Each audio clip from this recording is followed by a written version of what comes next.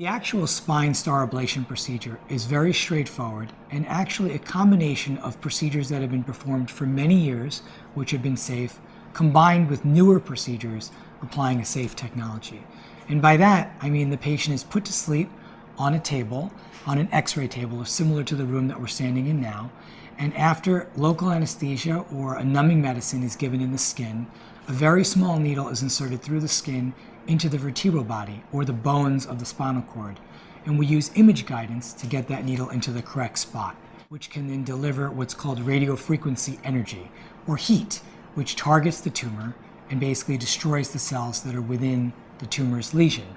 That needle can then be articulated or moved just like a miniature robot within that bone to target different areas of the bone, all through that same needle hole. After this procedure is then completed, we remove the needle, we put a small bandage or a band-aid on the skin. There are no stitches or open incisions like I mentioned, and the patients are taken and monitored for about 30 minutes to an hour after the procedure, and then following that we can send them home. One of the key advantages for patients in terms of the star ablation system is that one, it's outpatient. So patients can come in, have the procedure, and go home the same day. So it doesn't require a hospital stay.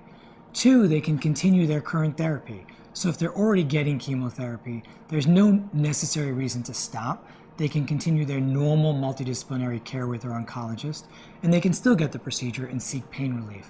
So it doesn't interfere with their standard of care options that they're already undergoing.